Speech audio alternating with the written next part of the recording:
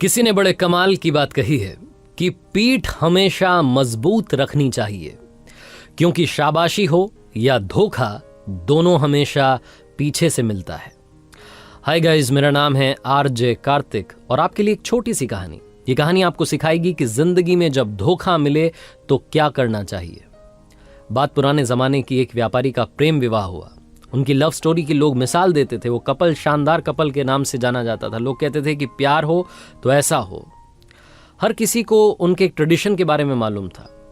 पूरे नगर में जब मशालें बुझ जाती थीं तब भी उनकी छत पर एक मशाल जल रही होती थी, पूरी रात जलती थी। उनके प्रेम के बारे में वहां के राजा रानी को भी मालूम था।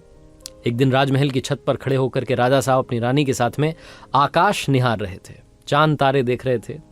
उसके बाद में नीचे अपने नगर को देखा। अंधेरा था, लेकिन एक मकान की छत पर मशाल जल रही थी। दोनों ने एक दूसरे को निहारा। उसके बाद में चर्चा शुरू हुई। डिबेट होने लगी इस बात पर कि उस व्यापारी का जो प्रेम विवाह हुआ है, उस कपल के बारे में लोग कहते हैं कि बहुत प्यार है दोनों में। ये कैसे हो पा रही है, शादी इतनी सक्सेसफुली कैसे चल रही है। राजा ने कहा कि सारा जो साथ है वो पति दे रहा है। पति बहुत समझदार है, उसकी वजह से वो रिश्ता इतना खूबसूरत है। रानी ने कहा ऐसा नहीं है, पत्नी बहुत समझदार है, पत्नी बहुत सभ्य है, संस्कारी है, उसको समझ है कि रिश्ते को कैसे संभालना है, उसकी वजह से रिश्ता इतनी खूबसूरती से पनप रहा है। दोनों के बीच में डिबेट होने लगी। राजा ने कहा वाद विवाद करने से कुछ नहीं होगा, एक काम करते हैं, एक छोटी सी परीक्षा रखते हैं। रानी ने कहा ठीक है, क्या करना है बताइए। राजा ने कहा हम व्यापारी की भी और उसकी वाइफ की भी परीक्षा लेंगे और मालूम करेंगे कि दोनों के बीच में वाकई में प्यार है कि नहीं है। एक आइडिया इन्होंने तैयार किया। रानी ने अपनी एक दासी को अगले दिन व्यापारी के पास भेजा, अपने एक संदेश के साथ में, एक मैसेज के साथ में। वो जो दासी थी व्यापारी के पास गई और जाकर के कहा कि रानी साहिबा ने मुझे भेजा है और रानी साहिबा कह रही हैं कि अगर आप, मुझे कहते हुए थोड़ा सा हिचक हो रही है। व्यापारी ने कहा बोलिए ना, क्या बात है, क्या कह रही हैं रानी साहिबा। तो दासी ने कहा कि रानी साहिबा कह रही हैं कि अगर आप अपनी पत्नी की हत्या कर दें तो रानी जी आपसे शादी करने के लिए तैयार हैं। वो आप पर मंत्रमुग्ध हो गई हैं, आपसे मोहित हो गई हैं। व्यापारी ने कहा कि आप मेरी तरफ से उनसे माफी मांगिएगा और उनसे कहिएगा कि 1000 रानियां भी आ जाएं तब भी मैं अपनी पत्नी को नहीं त्याग सकता, जिंदगी भर उसके साथ रहूंगा, उसकी रक्षा करूंगा। वो दासी ये मैसेज लेकर के वापस रानी के पास आई।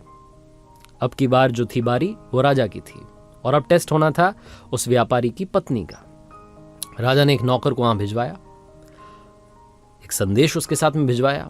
नौकर ने जाकर के उस व्यापारी की पत्नी को कहा उसी दिन उसके घर पहुंच करके कि एक संदेश राजा साहब ने भिजवाया है और वो कह रहे हैं कि अगर आप अपने पति की हत्या कर दें तो राजा साहब आपसे विवाह कर लेंगे और आपको हमारे राज्य की रानी घोषित कर देंगे।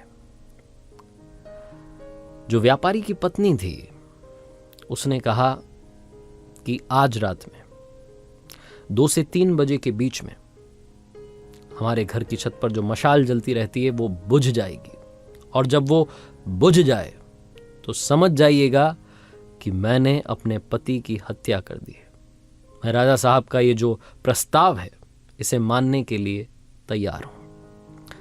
नौकर ये मैसेज लेकर के दौड़ करके राजमहल गया। राजा को बताया कि वो व्यापारी की पत्नी आपका प्रस्ताव स्वीकार कर चुकी है और आज रात में वो अपने पति की हत्या कर देगी, उसने कह दिया है। राजा ने फटाफट से अपने सैनिकों की एक टुकड़ी तैयार की और कहा कि देखिए हमें बचाव के लिए तैयार रहना है। जैसे वो मशाल बुझेगी फटाफट से उस व्यापारी घर में जाना है, उसको बचाना है, उसकी जान बचानी है। सबने कहा ठीक है। राजा राजमहल की छत पर चढ़ा, रानी भी साथ में थी। दोनों देख रहे थे कि क्या वाकई में वहां मशाल बुझेगी या नहीं बुझेगी।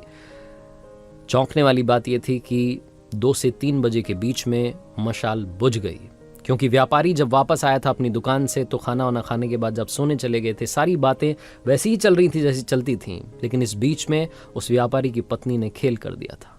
व्यापारी की पत्नी ने एक फांसी का फंदा तैयार किया था और 2 से 3 बजे के बीच में अपने पति को ही फांसी पर लटका दिया था। जैसे ही वो मशाल बुझी, राजा के सैनिक दौड़ करके उस व्यापारी के घर में गए।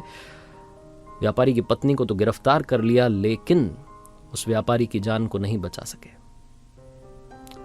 उस रात राजा को नींद नहीं आई। अगली सुबह उसका दिमाग गर्म था, गुस्से में था, खुद से उसको गुस्सा आ रहा था कि ये क्या हो गया। उसे महिलाओं को देखने का मन नहीं कर रहा था, उसे नारी से नफरत हो गई थी। उसे लग रहा था कि ये क्या धोखेबाजी हुई है, ऐसा नहीं होना चाहिए था। बहुत गुस्से में था। जो उनके राज्य का सबसे बुद्धिमान मंत्री था, जो सबसे बड़ा मंत्री था, उसको बुलाया और कहा कि सुनो, अभी जंगल में जा रहा हूं शिकार के लिए, वापस आऊंगा शाम में, तब तक हमारे नगर में जितनी महिलाएं हैं सबके गले कटवा दो, सबको फांसी पर लटकवा दो, ये मेरा आदेश है और आपको मानना होगा। राजा को पता नहीं क्या हो गया। राजा घोड़े पर सवार होकर के जंगल की तरफ निकल गया। यहां मंत्री के होश उड़ गए। उसे समझ नहीं आया कि ये क्या हो रहा है। राजा साहब ने क्या उलूल जुलूल सा आदेश दे दिया, उन्हें महिलाओं से नफरत हो गई। मंत्री अपने बूढ़े पिता के पास गया, जो कि एक वक्त में उस राज्य का मंत्री था, और जाकर के कहा कि पिताजी, राजा पागल हो गया है। राजा कह रहा है कि जितनी भी नारियां हैं, जितनी महिलाएं हैं, उन्हें खत्म कर दो। उसे नारी जाति से नफरत हो गई। वो जो बूढ़ा पिता था उस मंत्री का, उन्होंने कहा कि बेटा एक काम करो, सबसे पहले तो तुम छुप जाओ, क्योंकि राजा आएगा तो गुस्सा तुम पर निकालेगा। मैं उससे बात कर लूंगा, तुम परेशान मत होना। शाम में राजा वापस आया और आकर के देखता है कि उसके नगर में वैसे ही महिलाएं घूम रही हैं। उसका गुस्सा और बढ़ गया। अपने राजमहल में मंत्री को ढूंढा, नहीं मिला तो उसके घर पहुंचा। घर जाकर के पूछा तो मालूम चला कि मंत्री वहां नहीं था। वहां था उस मंत्री का बूढ़ा पिता। उस मंत्री के बूढ़े पिता के पास राजा गया। उस मंत्री के बूढ़े पिता ने कहा, राजा साहब की जयकार हो। राजा साहब कैसे आना हुआ? राजा तो गुस्से में भरा हुआ था। उसने बोला कि तुम्हारा बेटा कहां गया? उसको मैंने एक आदेश दिया था, उसने माना नहीं। अब मैं उसका गला सबसे पहले कटवाऊंगा, मुझे उससे नफरत हो रही है। मंत्री के बूढ़े पिता ने राजा से कहा कि मुझे मालूम है आप क्यों परेशान हैं। आपके एक फैसले की वजह से एक व्यक्ति की जान चली गई, और आपके सामने जो आपको लगता था कि प्यार वाला रिश्ता है, वो धोखेबाजी वाला रिश्ता निकला है। आप वो जो धोखा मिला है उससे परेशान हैं। इस बात से आपको अंदर ही अंदर इस बात ने इतना परेशान कर दिया है कि आप सारी नारियों को खत्म करना चाहते हैं। लेकिन राजा साहब, आपका आदेश माना जाए उससे पहले, क्योंकि मैं आपके पिताजी के राजपाट जब उनका था, उस वक्त मैं मंत्री था, तो मेरी एक छोटी सी बात सुन लीजिए। कहानी मैं आपको सुना देता हूं, आपको सब समझ में आ जाएगा। राजा ने कहा, सुनाइए फटाफट से, क्या बात है आपके पास? तो उस मंत्री के बूढ़े पिता ने, जो एक वक्त में उस राज्य का मंत्री था, उसने एक छोटी सी कहानी सुनाई। उसने कहा कि राजा साहब, एक बार मैं आपके पिताजी के साथ में शिकार के लिए निकला था। हम रास्ता भटक गए थे। मैं जंगल में अंदर की तरफ चला गया, मुझे बाहर निकलने का रास्ता नहीं मिल रहा था। तभी मैंने देखा कि एक योद्धा अपने घोड़े पर सवार होकर के आया। उसने रस्सी मुझ पर फेंकी और मुझे बांध करके अपने साथ ले गया। मुझे पता नहीं था कि कहां ले जा रहा है। मुझे कब्रिस्तान में लेकर के गया। जब कब्रिस्तान में लेकर के गया तो मुझे लगा कि मेरा खेल यहीं खत्म होगा। मैंने बहुत अपनी जान बचाने की कोशिश की, लेकिन वो बहुत ताकतवर था। एक कब्र के पास में, उस कब्र के ठीक नीचे की तरफ, उसने एक गड्ढा खोदना शुरू किया और मुझसे कहा कि चुपचाप मेरा साथ दो। हमने मिलकर के वहां 2 कब्रें खोदी। मुझे तो समझ में आ गया था कि एक में तो मुझे दफनाया जाएगा, मेरी मौत होने वाली है। दूसरी में किसको दफनाया जाएगा मुझे पता नहीं था। वो जो योद्धा था, वहीं पास में खंडहर था। फटाफट से दौड़ के गया उसकी छत पर। उसने मुझे घोड़े से बांध रखा था और उस छत पर से एक सरकटी लाश नीचे फेंक दी। मैं डर गया, क्योंकि वो जिसकी लाश थी, ऐसा लग रहा था कि अभी अभी उसका मर्डर हुआ है, अभी अभी उसकी हत्या की गई है। वो योद्धा उतर करके वापस नीचे आया और मुझसे कहा कि सुनो, इसको दफनाना है। वो जो एक कब्र थी, उसके पैरों की तरफ वो जो सरकटी लाश थी, उसको दफना दिया गया। मैं डर रहा था राजा साहब। मुझे लगा था कि ये जो दूसरी कब्र है, इसमें मुझे दफनाया जाएगा। लेकिन उस योद्धा ने जो मुंह पर कपड़ा बांधा हुआ था उसे हटाया। वो एक खूबसूरत कन्या थी, महिला थी। उसने कहा कि घबराओ मत, मुझे मालूम है तुम कौन हो। तुम इस राज्य के मंत्री हो और इस राज्य के राजा को जाकर के मेरा संदेश देना। उनके एक राजकुमार ने मेरी हंसती खेलती जिंदगी को बर्बाद कर दिया, और राजकुमार मुझे पाना चाहता था, इसलिए मेरे पति की हत्या कर दी। ये मेरे पति की कब्र है, जिसके नीचे एक और कब्र मैंने खोदी है, और ये जो लाश है, ये उसी राजकुमार की लाश है जिसे हमने दफना दिया है। और उसके बाद वो बोलती चली गई कि अब मैं अपना गला काट रही हूं, मैं अपनी जान दे रही हूं, मैं अपने पति के पास वाली कब्र में जिंदगी भर आजीवन, जब तक नामो निशा रहे हम दोनों का, तब तक के लिए दफन होना चाहती हूं। ये जिंदगी खत्म करना चाहती हूं। अगली जिंदगी में भी जहां मिले हम साथ रहें, इसी तमन्ना के साथ में पास में दफन होना चाहती हूं। मुझे दफन कर दीजिएगा। और ये बोल करके उसने अपना गला काट दिया। राजा साहब, उस दिन मुझे समझ में आया कि सच्चा प्यार क्या होता है।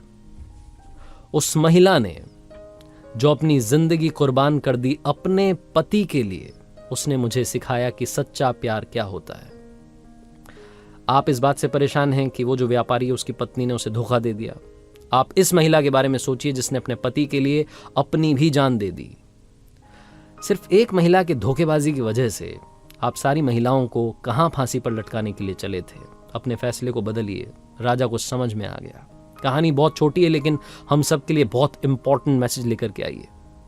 हम सब लोग जिनको कभी ना कभी धोखा मिला है, हम अंदर से टूट जाते हैं। हमें लगता है कि ये लड़का ये लड़की खराब है। सारे लड़के खराब होते हैं, सारी लड़कियां खराब होती हैं। किसी एक व्यक्ति की वजह से जिसने आपको धोखा दिया है, बाकियों को भी उसी तराजू में तौलना बंद कीजिए। जिंदगी में हमेशा हमेशा याद रखिए कि अगर बुरे लोग इस दुनिया में हैं तो अच्छे लोग भी इस दुनिया में हैं। और अगर आपका एक रिश्ता टूट गया, आपको एक जगह से धोखा मिला है, इसका मतलब ये नहीं है कि आपको हमेशा ही धोखा मिलेगा। जिंदगी में प्यार जरूर मिलेगा, ये विश्वास रखिए। और अगर आपको प्यार मिल जाए तो प्यार करो इतना कि दुनिया करना चाहे आपके जितना। याद रखिए, हर सोमवार सुबह 9:30 बजे आरजे कार्तिक के सोशल मीडिया हैंडल्स पर देखिए एक नई कहानी।